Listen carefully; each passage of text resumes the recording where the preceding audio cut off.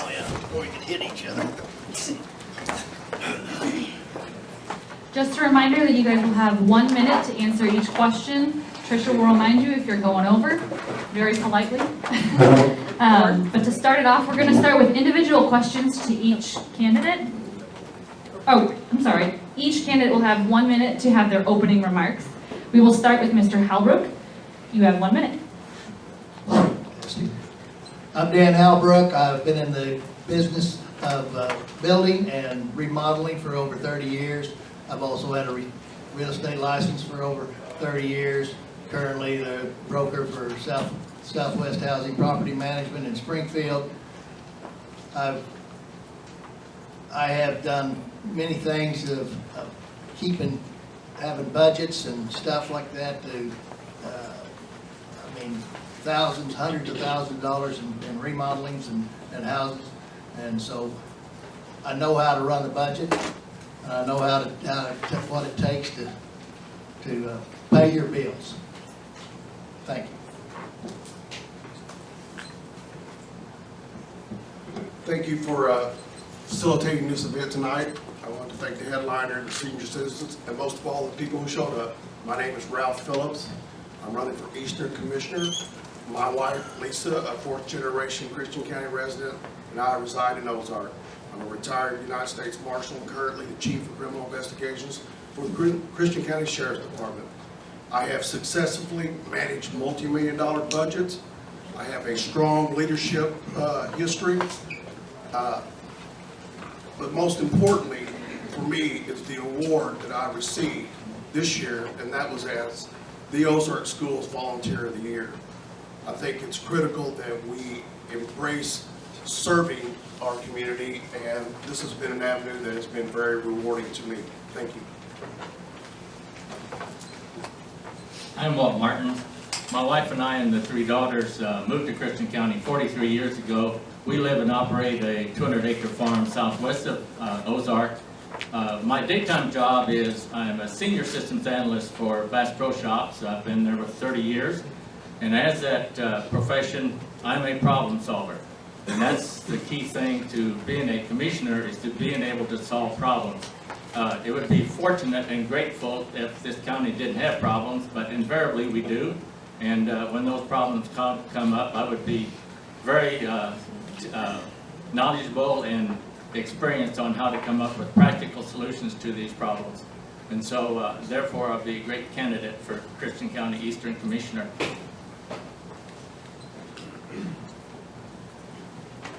Thank you all for being here tonight. My name's Robert Palmer. I'm running for Christian County Commissioner because I care about the county. I care about the citizens of this county. I care especially about those that are retired and on fixed incomes.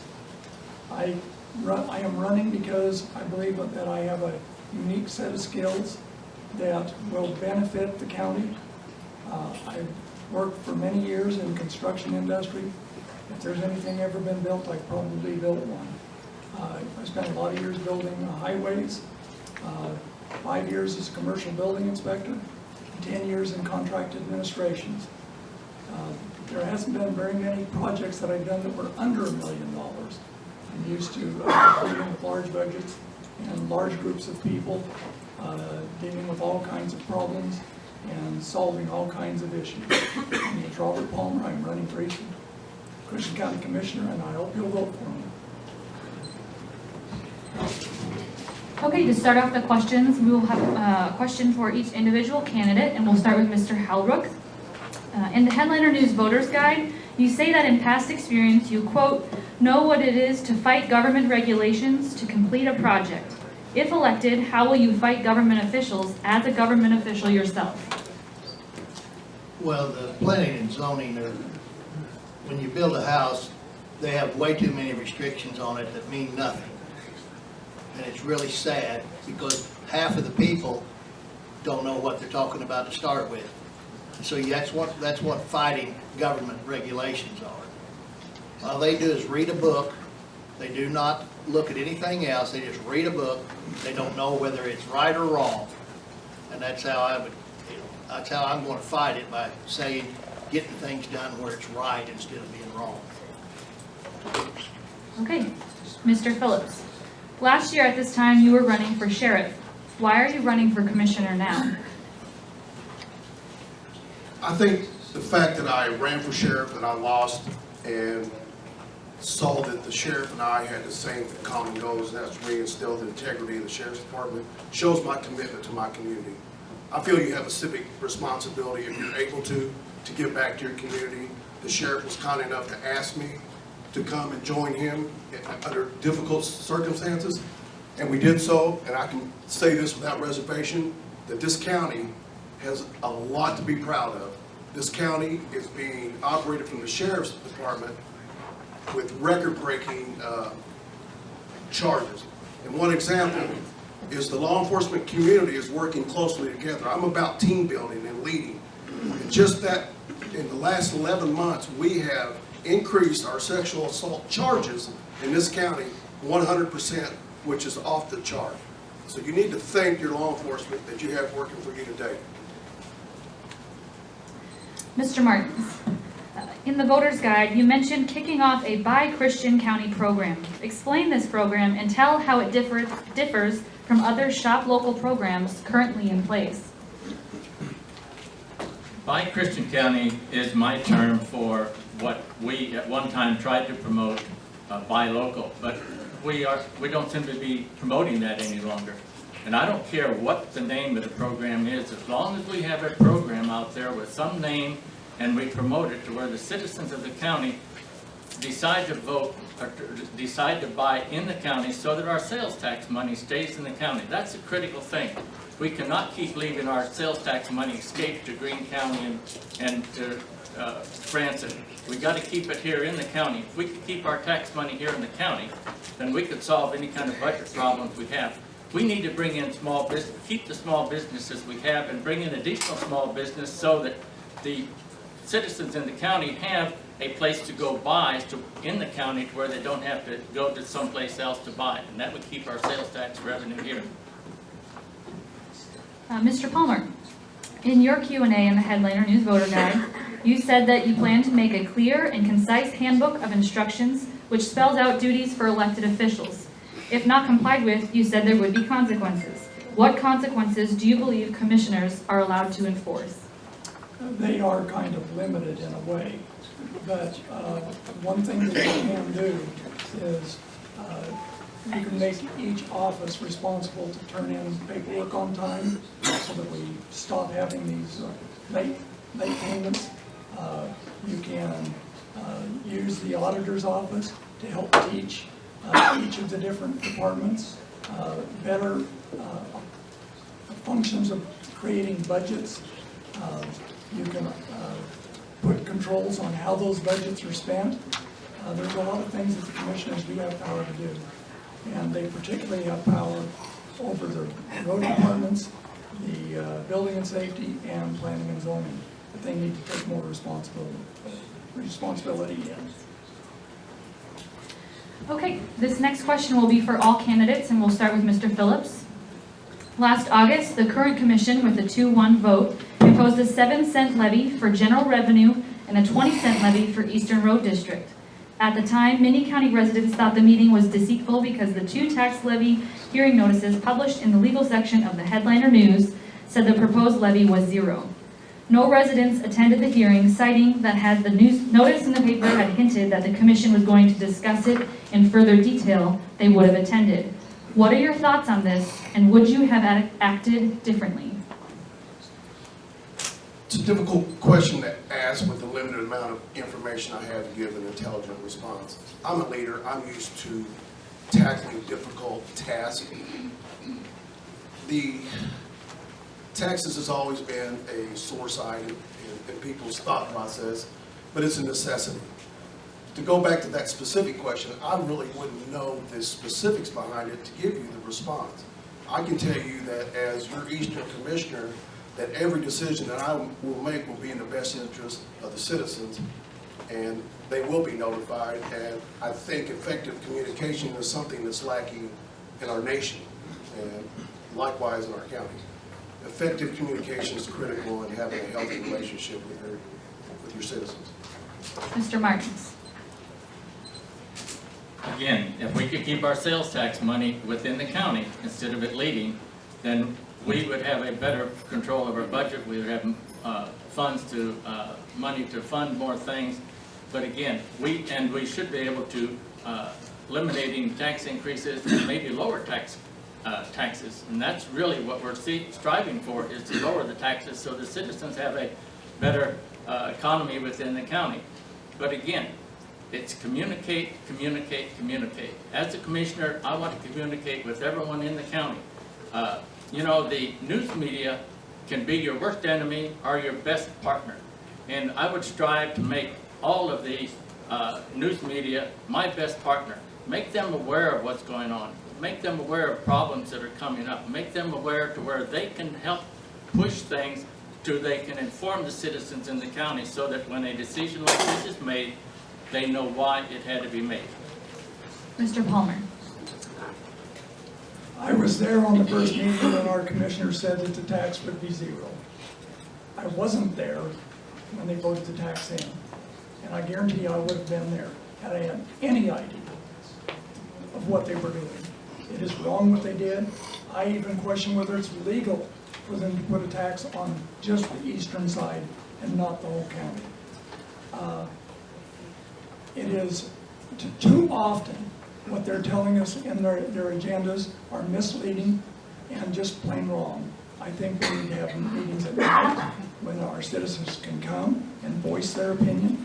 They need to be, they need to know exactly what's going on in those meetings, not some general statement that does not tell what they're really doing. Too many closed meetings, hiding under the auspices of real estate. I think they're abusing the statutes, and we need to change that. We need leadership in our county to do that. Mr. Halbrook. Well, personally, I think our county needs to get out of the 19th century and get into the 21st century. We have no way of finding out any kind of information without going up and getting the county clerk to go through all of her files to be able to even give you the minutes. So we live in an area, an era that has communications that is very easy.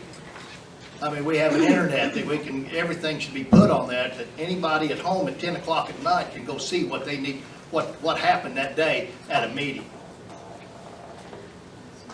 I'd like to thank you all for coming. Can I ask you to repeat the question? Sorry I'm late, had some car problems and a little hot to...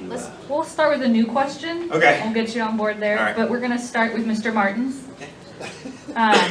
We're going to stay on topic with the tax levies. Obviously, many voters were upset with the Commission's decision to impose these levies. If elected, would you vote to remove the levy from Eastern District, or do you believe the tax is necessary and should be implemented in the Western District as well? Without knowing all the facts on this particular case, that makes it tough for me to answer, but let me give you my best answer that I can, and that would be, I would try to remove it if the budget were such that we could take something out of the budget and shift something around where we could reduce this tax, because yes, it is not fair for it to be implemented in one part of the county and not in the other part of the county. All citizens within the county should fare equally in the tax burden and not burden one area over another. And again, we could reduce problems like this, solve problems like this, to where we didn't have a tax increase if we could do something about our tax money. I don't want to repeat that too often. Mr. Palmer. If everybody was attending the meetings, they would know exactly what the deal is. And I am. The county has already spent the money, $825,000 for a new building. At this point, without implementing some other things to bring revenue in, I don't know that we can back it out. They've already committed the money.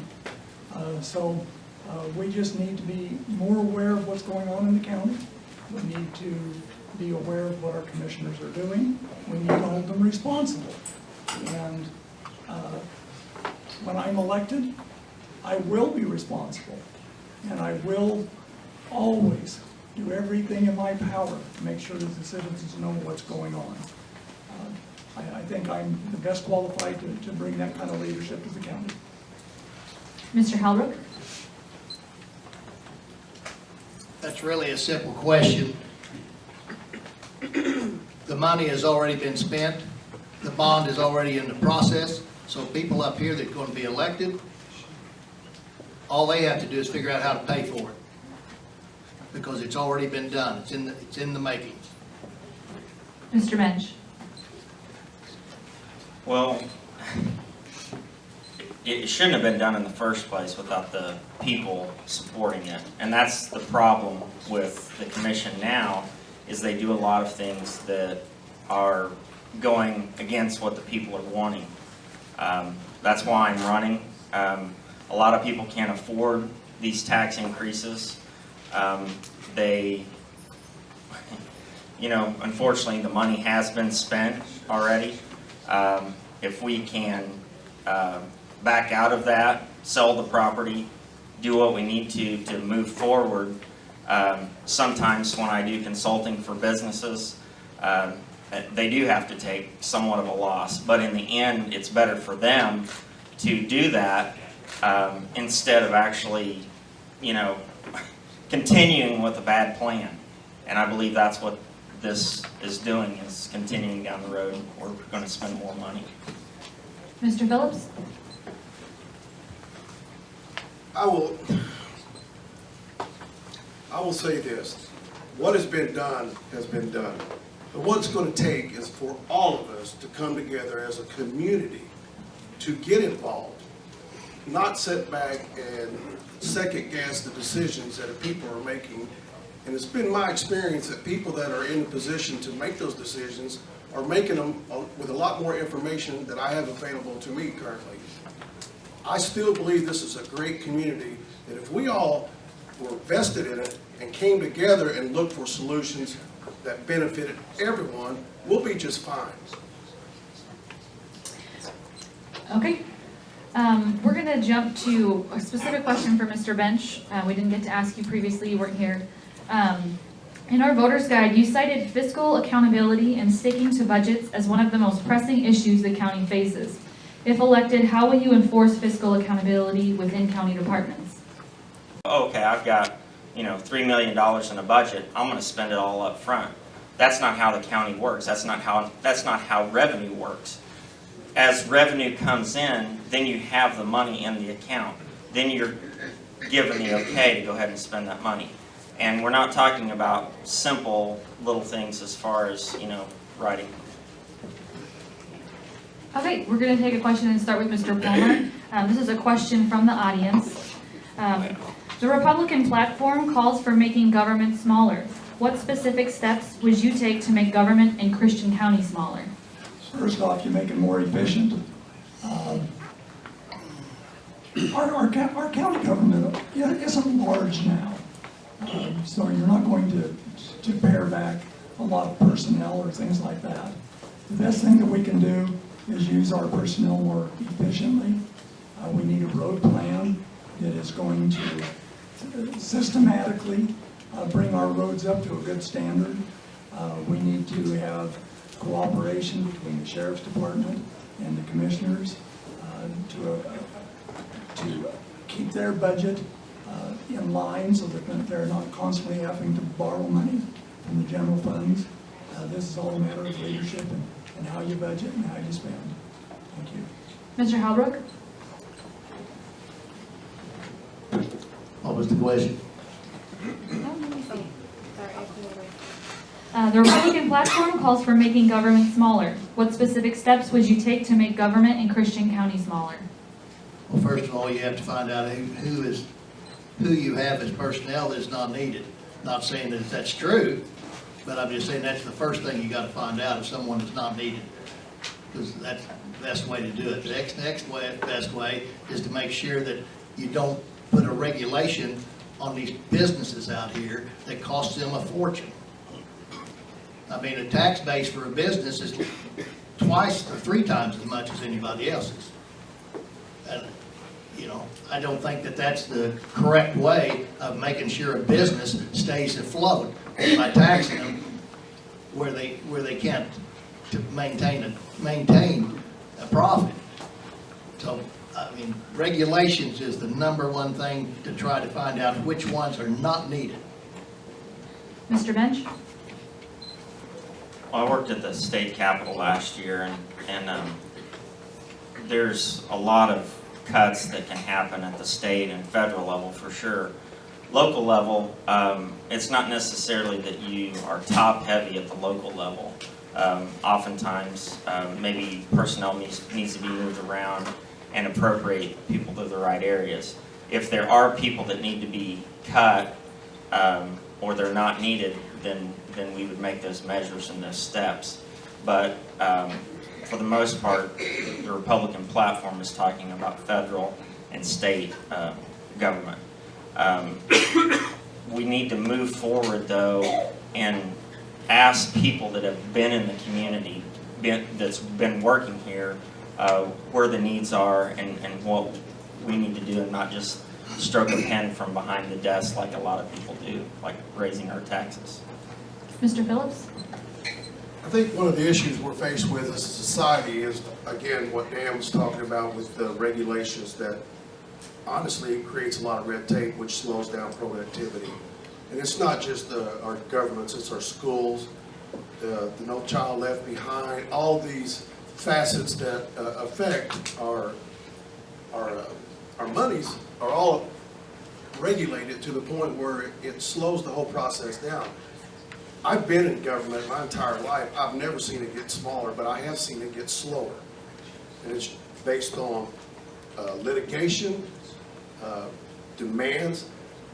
One thing from the sheriff's office that people don't realize from that perspective, from a law enforcement perspective, is that all this drug use and all these crimes affect each one of us. It might not be directly, but trust me, in some way, you're going to pay more out of your pocket, whether it be your insurance premium or your health insurance premium. We're all paying for it. But I think we need to come together more. Mr. Martins? We may not be able to make county government any smaller, but there are ways to prevent it from getting any larger. For example, the last time I was in the courthouse, there are a lot of file cabinets with documents in them. If we would implement a document retrieval software program to where everybody sitting at the laptop could retrieve the documents that are currently sitting in the file cabinets, it would increase their productivity so much, because if you do a time and motion study on what it takes to retrieve a document out of a file cabinet, the motion of, getting up from the desk, go to the file cabinet, open it up, search for it and so forth, and then putting it back when you're done with it. If you had a document retrieval system, this could be all done from the desk. So not only do you save all that labor and improve efficiency there, but you eliminate those file cabinets, not only the footprint that they take, but all the space around them that has to be left open so that you can get into these file cabinets. That might solve some of the room problems we have right now in the courthouse. Okay, the next question will start with Mr. Halbrook. This is also a question from the audience. In your own words, give a brief definition of the Sunshine Law. Well, the Sunshine Law is based upon not hiding anything to the public, period. If you go in behind closed doors and you talk about something that the public should be knowing about, then that's against the Sunshine Law, or hiding it from people. It's called being a crook. Mr. Bench? There's a lot of crookedness going on and has gone in our county, and we need to make really be transparent with everything that we're doing. That's one of the reasons why the Sunshine Law was created, to try to make things more transparent and no backroom deals and no things that that people were going to find out 10, 20 years later. We don't need tapes, and we need to be upfront and honest with people. Laws only point out flaws in people, and that's what the Sunshine Law is doing, is well, look, this person was misspoke or had horrible acts or did whatever they did, much like Clinton, and unfortunately she tried to hide things, and we shouldn't be trying to hide things locally. Mr. Phillips? I can't add a lot to that, except for it goes back to the previous question about big government, because every time you implement a policy like this, it takes time. I remember the Freedom of Information Act, it's a federal statute that's similar to the Sunshine Law. It takes time, and it creates another burden on the taxpayers to make this available. I don't personally have a problem with it. With the technology we have today, it's not as time consuming to produce things like that. But again, it goes back to, it's going to take manpower to make these things happen. I don't personally have a problem with it. I mean, I think we should be transparent and. Mr. Martins? First of all, the Sunshine Law applies to any body or any person that is receiving funds from the public. For example, a political party that does not receive funding from the government does not need to apply to the Sunshine Law. But for county government, yes, Sunshine Law is very critical in there. And again, it comes back to communicate, communicate, communicate. And that agenda has to be posted within prior to 24 hours before the meeting occurs, so that the public is aware of what's going on in that meeting. And again, if that agenda was published correctly, where it was detailed enough where people could get the proper information prior to the meeting, but not so detailed that it bores them, then they would have more people show up at the meetings. And again, it's very critical to make an open government. Mr. Palmer? There needs to be some personal accountability in the Sunshine Law. The Sunshine Law covers the basic things. They're allowed to publish notices just 24 hours before a meeting. There are issues that should be published much sooner than that. As a citizen, if I want a change of use or a conditional use permit, for example, I would have to notify all my neighbors in writing and give them 30 days notice that there's going to be a hearing. I think that sort of thing should happen in the county, particularly when we're impacting the citizens of the county. We shouldn't be giving 24-hour notices. We should be giving a lot of notice. And the notice should bring them in and give them a meeting time at night when the citizens can come. Sunshine Law is only as good as it's used, and it can be abused just like any other law. So I hope that we'll do better in the future. Okay, next question, we'll start with Mr. Bench. Speaking of the Sunshine Law and transparency, do you think current county commission meetings agendas are too vague? Yeah, too vague and probably not enough notice. And then just to go back to the tax, I mean, it was published 2 times, before they raised the taxes on the eastern side last year, that it was not going to be done. And then they went ahead and turned around and did that. And to my understanding, I mean, that's a lot of people didn't show up because they weren't forefront with that agenda. So, I mean, I really believe if we're going to have laws, and we're going to have transparency, I mean, why not say what we shouldn't have hidden agendas. And it seems like, the appointees by Governor Nixon that's in our county right now, they need to be removed and they need to be replaced, and they need someone that would be willing to be transparent, and I'm the candidate for that. Mr. Phillips? My personal experience is anytime I've needed something from the commissioner's office, regardless of who it is, or I needed to know something or the agenda, I've never had a problem with it.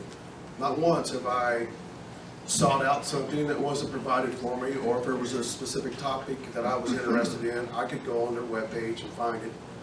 That's my personal experience. I'm not going to judge another person's decisions without all the information. It's like a crime. You're not going to jump to a conclusion about a crime until you fully investigate it. But I personally commend any of the public officials who take on these responsibilities, because it's easier to sit back and judge than to be in their shoes. And I applaud you for serving our county. Mr. Martins? When it comes to agendas, it is tough to publish an agenda 2 weeks, 3 weeks, 4 weeks in advance.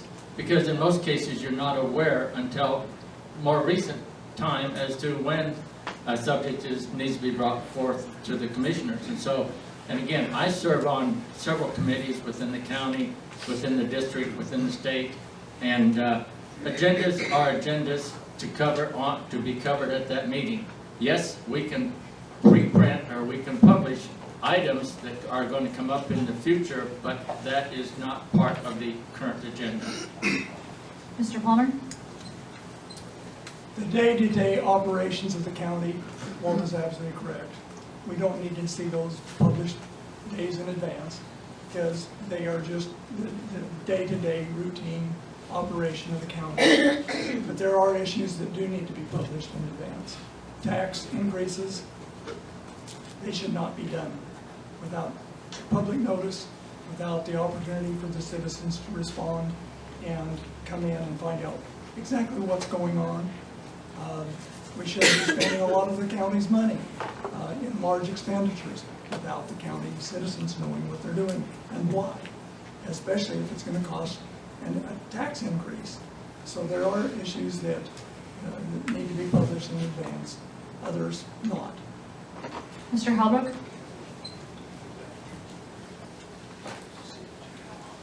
Well, it goes back to the same thing I was talking about a while ago. We need to be in the 21st century. Every minute, all the minutes of every meeting should be on the internet, where you can go pick it up anytime, any place. Because the minutes, it seems to be the only thing that we have that tells what goes on in a meeting. Now, I've gone to the commissioners, they've been very polite, very nice, and they've told me what, just off the top of their heads. Well, that's not exactly what was said at a meeting, where your minutes, if they were on the internet, you could go find them. Otherwise, you have to go spend hours and hours to get them, which is, that's, in today's world, that is wrong. Take another question from the audience, starting with Mr. Phillips. What have you done for the Republican Party in Christian County? What have I done for the Republican Party? Are we talking about the Christian County's Republican Central Committee, or the Republican Party in general? I'm going to say county because they specify Christian County. I've voted Republican 100% of the time, if that's the answer. I really don't know how to answer that. I've voted Republican my entire life, except for once back in the 70s. So I have tried to promote that conservative values throughout the community. It's not just a committee. This is a lot bigger picture. I'm a servant, I'm a leader, I believe in giving back to my county, and that's why I try to live my life daily. I'm not asking for anything, I'm trying to be a servant and give. And there's plenty of opportunities, especially for you men, with the reading program that I'm involved with. If you want to really reward yourself, come join me at one of the elementary schools where all these boys that don't have a female role model. Mr. Martins? I've been very active in Christian County Republican activities. Me and my wife started in '76. We worked very diligently for the election of Ronald Reagan in '76. Yes, we lost in the National GOP Convention in Kansas City to Gerald Ford. But then in 1980, we were very successful in getting President Ronald Reagan elected. We are committee people for our North Lynn Township. I have been chairman of the Republican Central Committee here in Christian County. I've been caucus chairman. I've been delegate to the district and state convention, been alternate delegate to the National GOP Convention in 1984 for Ronald Reagan, and very active in the Republican Party here in the county.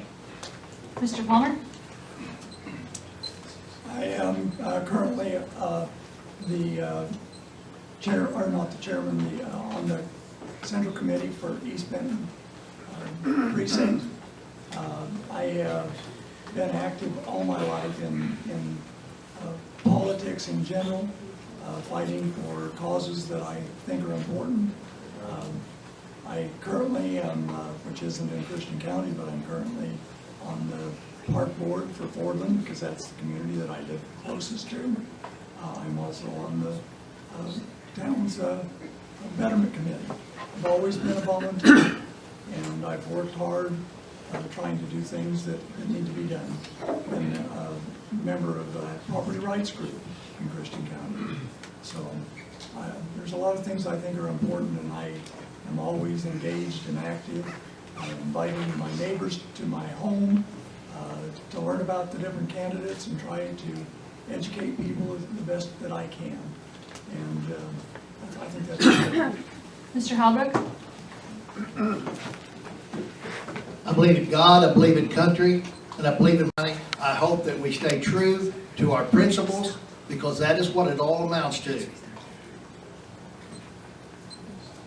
Since I've moved to Christian County, I've come to a lot of the commissioners' meetings. I've also been involved on the state level. I worked in the state legislature on the House of Representatives side last year. I was living here in Christian County and commuted up there. I thought it was very important that I get involved, and as young as I am, I've always been involved, but I really wanted to get my foot in the door. I really wanted to help the community. I want the Republicans' voice to be heard. So oftentimes we're infiltrated by the other side, the Democrats, and they want to run as Republicans, and I think that's wrong. I think as a Republican, we should get involved in our community. We should take the time to go out and knock on people's doors and see what tax increases are affecting these people and how they're hurting. Okay, we're going to start with Mr. Martins. The winner of the primary race in August will face incumbent and Democrat Sue Ann Childers in the November primary. Should party affiliation matter to the voters in the race? Why or why not? An incumbent has every bit of right to continue to be a commissioner or any other service as long as they are doing the proper job for the county. Just because you're a Democrat or a Republican doesn't make you the best suited candidate. In most cases, the philosophy of a Republican is entirely different than the philosophy of a Democrat, and that's why I'm a Republican. And so, if she's doing, the current commissioner is holding and doing a great job, and the people are satisfied with her, remember, she reports to the voters in the county, just like I would report to the voters in the county. But again, we do have different philosophies, and I think the Republican philosophy is the best philosophy there is. Mr. Palmer? I would say that Ms. Childers has done a good job as far as she can go. I don't believe that she has some of the skills and background that is needed right now in the county. Maybe in 4 or 8 years, she could jump in and do a great job after we change some things that we need the skills to change. We need to improve planning and zoning badly. We need to improve building and safety badly. Their planning and zoning particularly is causing more problems than help. And our planning and zoning should be changed to where they are a benefit every time to the county and never a hindrance. Okay, Mr. Halbrook, and I'll just remind you, the question is, should party affiliation matter to the voters in this race? Well, if it doesn't matter, then why is there such things? That's the reason there is a party. The parties have two different outlooks on life. And right now, those two parties are really showing what those outlooks are. And so it's very, very important about who you affiliate yourself with. Mr. Bench? Yes, it makes a huge difference on how our community is affected. Someone that's wanting to build bigger buildings and push for more taxes and pass taxes with no consequences. The Republicans, we're looking, you asked earlier if we're looking to make bigger government. No, we look to make smaller government. So, and more efficient government. The Democrats do not stand for that. The Republicans do. And so it makes a huge difference. The reason why a lot of people do vote Republican in Christian County is because we want, we want to be represented with what money is being used and have accountability with it. And there's a huge difference between Democrats wanting to just spend money and do whatever they want, and Republicans being the opposite of that. Mr. Phillips. It absolutely makes a difference, without reservation. I'm a conservative person. I would just like the opportunity for you to vet all of us and see who do you want to lead us in an environment in our community that we have, not just Christian County, but nationwide. We're in turbulent water right now. We need leaders who are strong. But there is a lot more good that goes on in this county than there are bad. And I think we get focused on the bad more often than not. And I'm very proud to be a citizen of Christian County, and I would not judge an individual person by their actions without knowing all the information. This is a great place to live, a really great place to live. And we've overcame some difficult times last year. And that shows you what teamwork and effective relationships can produce. That's what we need. We need to be coming together, putting our personal goals aside. We're going to have another question starting with Mr. Palmer. It is an audience question. What plan do you have for the poor conditions of the roads and dirt roads? First off, you have to have a plan where to begin. I've built roads all over the western United States. I know how to build roads. I know what needs to be done. First off, I would start with our school bus routes. Those roads should be made safe, and we should get them all up to a good standard. After we get that done, then we can start branching out one road at a time till we go through the entire county. There's no reason that we can't have good roads in this county, but we have to also do the things that we need to bring the revenue in. And to do that, we need to bring businesses in that will draw money from outside the county. Walmart, not Walmart, a Costco, Trader Joe's, businesses that are not in Christian County or even in Southwest Missouri. Get them into our county, bring some of the other counties' revenue into our county. Mr. Halbrook? Well, first of all, you gotta get some priorities changed, because I've been on every, just about, I can't say every, because that would be, you know, you never know, you might have missed one, but in the last few weeks, I've been on every road in the eastern part of the southeastern part of Christian County. And there's a lot of roads that are really, really bad shape. Now, I don't know why, I grew up on the eastern side, I really don't, or the western side, I don't know why all the money went over there and got roads. Every road over there is blacktop, but over here is not. So I hadn't figured that out yet. That's my first goal when I get in office, to figure that out, why that happened. Now, there may be a reason for it, I don't know, but I'm going to find out about it. And the priorities need to be changed to fix some of these roads. Mr. Bench? Yes, we need some major improvement. I talked with a gentleman that's built a lot of the bridges here in Christian County and a lot of other counties, and he was saying that he goes, go figure this. He goes, we have more staff now than we did 30 years ago, but we have less gravel roads. And he goes, now why is the upkeep on these roads not being more done? So there's got to be some accountability with people and finding out why that is. If we need to train them, we need better training. You know, I've done that on a corporate level. I can, you know, help implement those things. But we have to, you know, I've talked with school bus drivers, with a lot of superintendents, and we need safer roads, fire department, police department. They know where the problem areas are, and we have some good county workers, and they are good for inputting on that. Mr. Phillips? Maybe I'm a little older, I don't know, but I personally think these roads are a heck of a lot better than they were when I was growing up. Because I used to wash my car and have to wash it the next day because of the dust.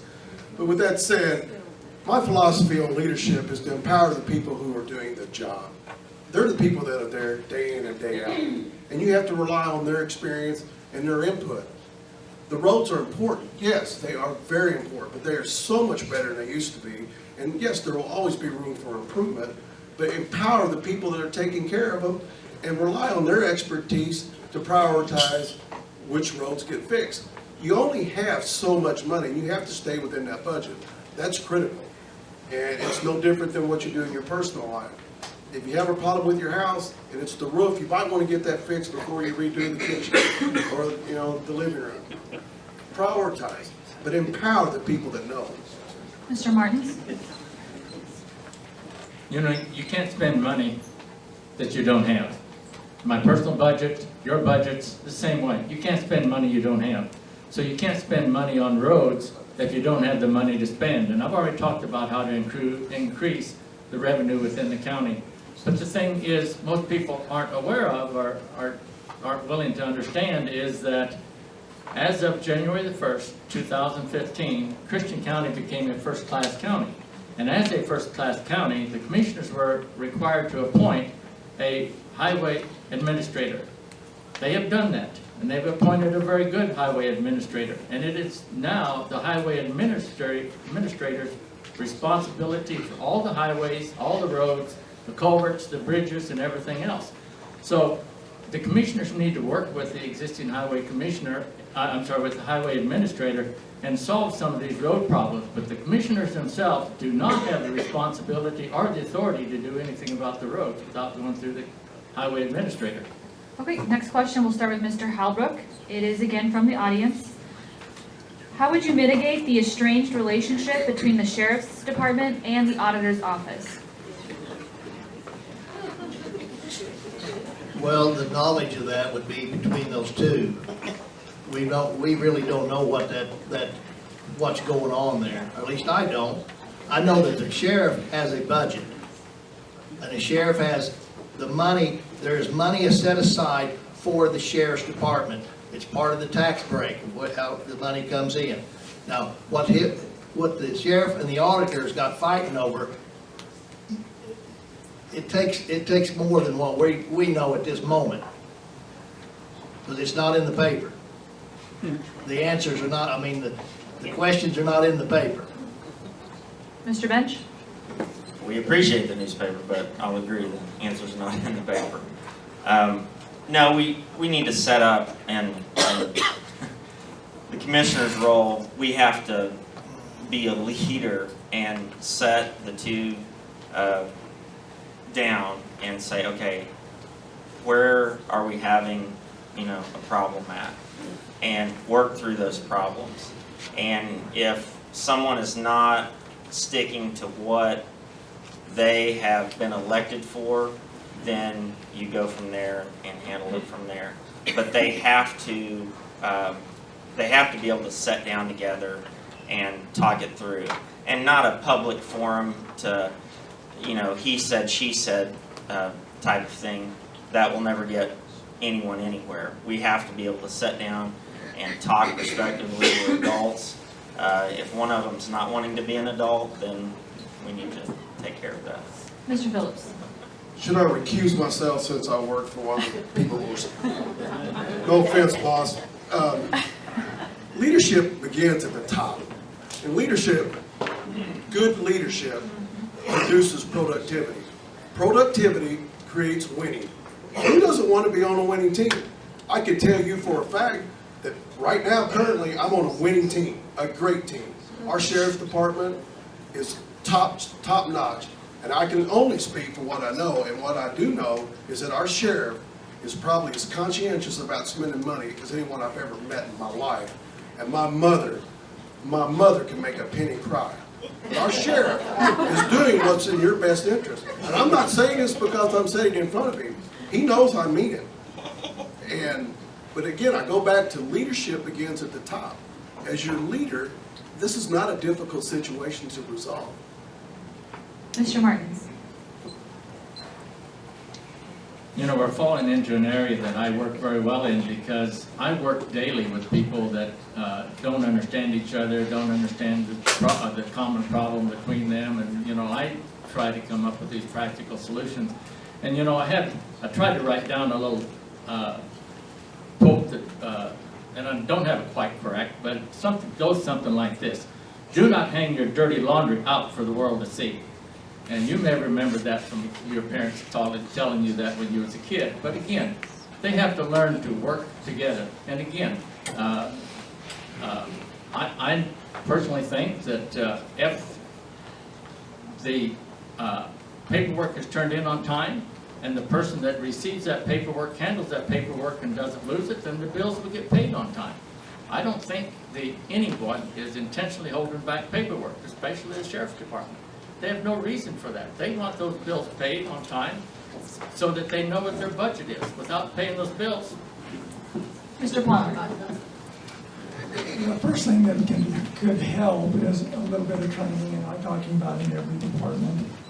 We have elected an auditor that has the expertise to teach every department how to put together a proper budget, how to account for that budget so that we don't lose money, so that we don't have problems with budget items being in the wrong section of the budget, so that we keep better track of everything.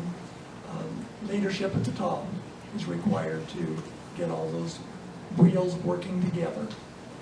They're cogs in a machine, and they need a little lubrication. Okay, we'll have another audience question, starting with Mr. Bench. What are your main reasons for running for commissioner without being negative? Please name your positive points. Well, every time I go home and I look at my children, I have a 2.5 and a 4.5-year-old. My wife, I think it's a privilege that I would want to come and put my family,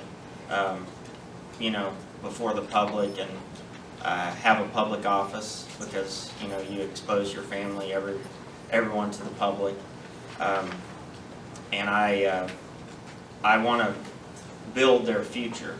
I think you should have some type of being vested in the future, and so I want positive change for our community. I don't want to see in the paper that there's infighting and things like that. I want to see building of roads and bridges, and a community growing, and us cutting more ribbons in the public, and growing business, and our schools flourishing.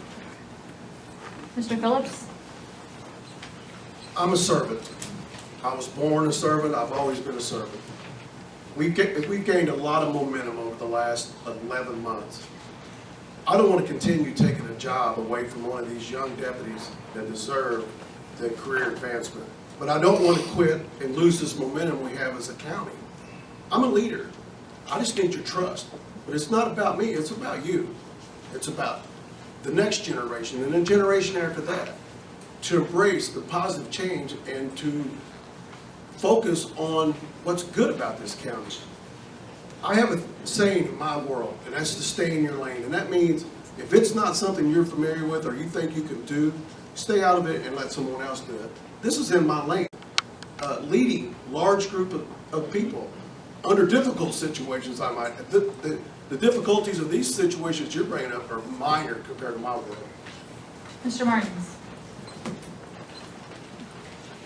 I love this county. This is a great county. We are the fastest growing county in the state of Missouri, and because of that, we might have problems that other counties don't have. But again, that falls into my line of expertise, is to work on these problems and come up with practical solutions. I want the best thing that there can possibly be for this county. I want to see this county grow businesses, not just homes like we have in the past, but let's grow some businesses. Let's grow to where this becomes one of the better communities that has business job opportunities to help our unemployed people. And this community, by communicating, working with community development, we can get everybody on the same book, same line of hymn and everything else, and on the same playing field where we can all work together and accomplish so many things within this county. Mr. Palmer? I wasn't born in Christian County. I could have gone to any county in Missouri, or I could have gone anywhere in the United States when I retired. But I looked around and I came to Christian County A number of years ago, I fell in love with the area. I fell in love with the people here. I've met the best folks that I've ever been around. I have great neighbors. I love this place. And I think I come to this county with some special skills that I can really do some things to improve some of the trouble areas. And we don't have very many, but a little change in attitude can just work miracles. And I have a positive attitude about life, about my friends, about my neighbors, about this county. And so I want to go there and serve and do great things here. And I appreciate your vote. Mr. Halbrook? I've been in the county ever since I was born. I love this county. It's a county that I've stayed in. I've built houses, I've remodeled in this county. I've done every kind of thing you can think about in this county. Years ago, as a kid, right out of high school, I joined the service. And I served my country. Now I'm ready to serve my community. Okay, we will have another question starting with Mr. Phillips. It is also from the audience. What are your thoughts on the Riverside Bridge issue? There's nothing that can be done about it at this point. My understanding, again, Big Brother has decided what we're going to do. My understanding, it's been a while since I've researched it, but once it was declared a flood zone, I don't think there's a whole lot you could do other than making it a footbridge. I don't think there's much else you could do with it. Are you talking about the old down by Riverside Inn, or are you talking about, right? I don't think there's a lot you could do because Big Brother's involved and there's way too much of that, as we all know. Mr. Martins? The existing bridge is not repairable. I don't believe the county owns it any longer. I believe FEMA now owns that property. But I don't see why we can't build a new bridge upstream from it. You definitely do not want it downstream, because if you build something downstream, and that would collapse and tear out the brand new bridge. And I would think that we should be able to get some grants, issue some grants to where we could get some partial funding, maybe 50% funding on that from the Highway Commission. I don't, the community needs that bridge. We have people on both sides of the bridge that are suffering because they have to go so many miles around. And think about the fire departments and the ambulances and everything else, and just the the problem it creates by not having a bridge there. Mr. Palmer? The bridge is repairable. We might not like the price tag of repairing it, but it's repairable. By repairing it much worse. And it maybe could be done, but it would take the cooperation of the city, the road districts, and the county. It would take a lot of work because, as I said, we've got FEMA involved in it now, so it's going to take a lot of back stroking and back padding to get it to move forward. But it could be possible with a lot of work and leadership. And the citizens across the bridge kind of need it. It's kind of isolated away from the rest of the downtown area. So it would be nice to put that bridge back in shape. Mr. Halbrook? We can sit here all night telling stories about that bridge, but that bridge, the only solution to that bridge is find some millionaire to buy it and move it, or not just give it to him and let him move it, and build a new bridge. That's the only solution that is not liable, but feasible to be done. And we can argue, we can gripe, we can bitch, we can do anything we want to do, but that's the only feasible thing that can be done with that bridge. Mr. Bench? Well, yes, I've talked with a couple bridge builders actually and researched it, and it can be fixed.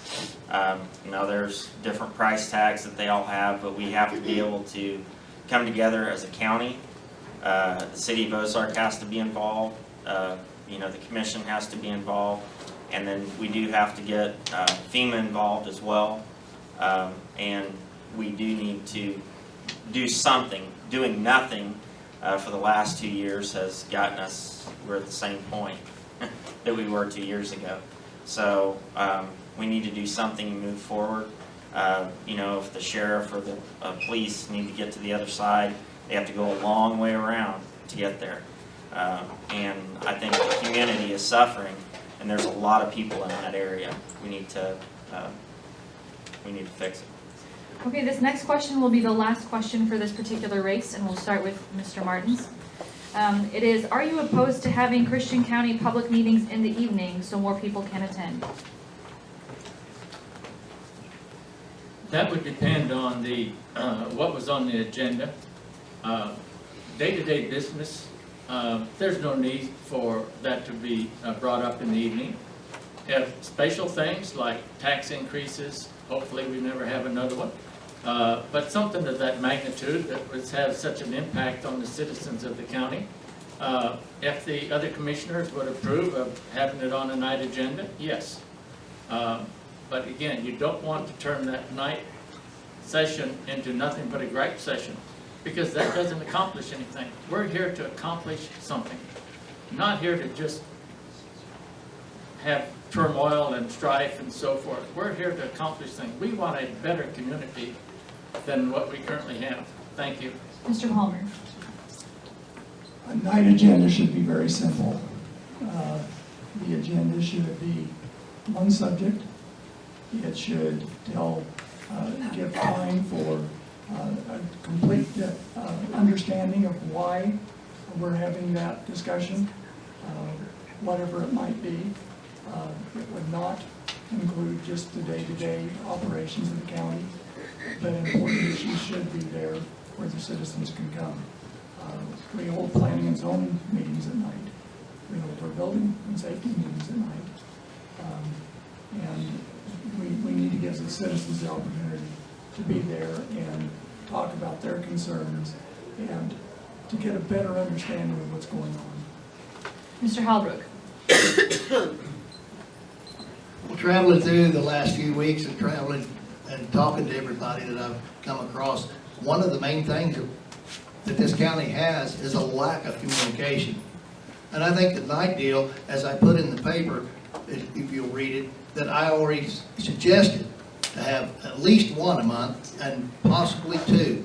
That way people could come and have a more reasonable state of what's going on in our county. That right now you gotta take off work or be retired before you can go to a meeting. Mr. Bench. Yes, I think, and if the issue is big enough, like a tax increase, which God forbid we ever have one of those again,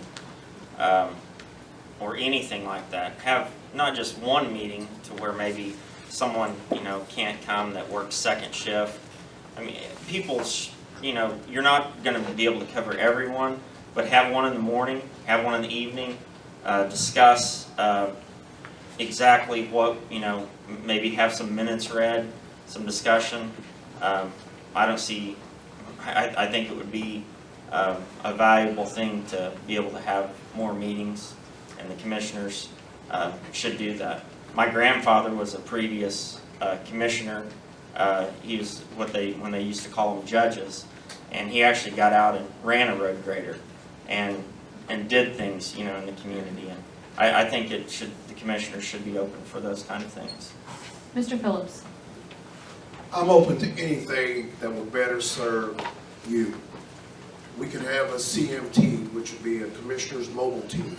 If it's an issue that involves Chadwick and it's important, the commissioner should possibly consider holding it in Chadwick or Sparta or wherever. Don't shut yourself off to change and to listen to the voters. I think it goes back to meeting the needs of the citizen. That's what our job is. And if night meetings would work, absolutely.